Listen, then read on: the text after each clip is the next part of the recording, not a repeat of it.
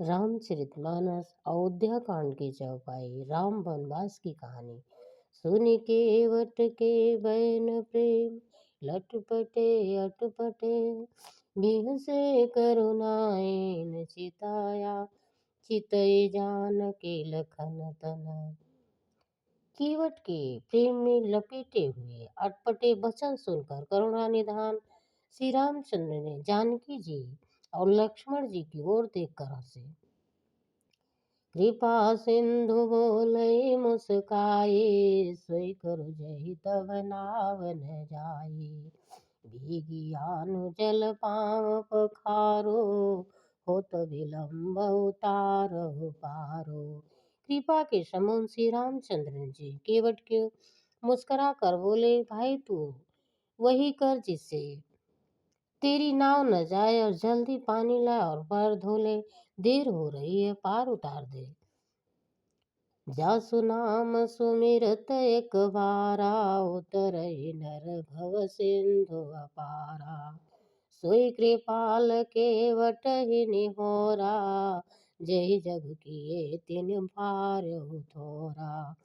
एक बार जिनका नाम स्मरण करने से ही मनुष्य अपार भव सागर पार उतर जाते हैं, और जिन्होंने 52 अवतार में जगत को 3 पग में छोटा कर दिया था, दो दो ही पग में त्रिलोकी को नाप लिया था, वही कृपाल श्री रामचंद्र ने गंगा जी के पार उतारने के लिए केवट का निहोरा कर रहा है। पद नख निरखि देव ऋषि हरषि, सुनि प्रभु बचन मोह मति करसि। केवट राम रजायस पावा, पानी कठौता भरे लई आवा।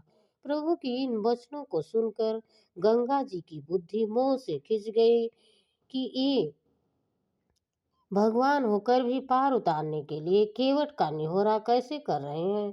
परंतु समीप आने पर अपनी उत्पत्ति के स्थान पद नखों को देखते ही उन्होंने पहचान करके देव नदी गंगा जी हर्षित हो गए और समझ गए कि भगवान नरलीला कर रहे हैं। इससे उनका मोह नष्ट हो गया और इन चरणों का स्पर्श प्राप्त करके मैं धन्य होऊंगा, यह विचार वे हर्षित हो गए। केवट श्री रामचंद्र की आज्ञा पाकर के कठौता में भर करके जल ले आया है।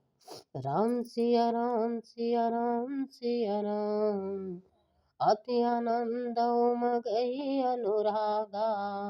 चरण सरोज पखारन लागा, बरसै सुमन सुर सकल सिहाई।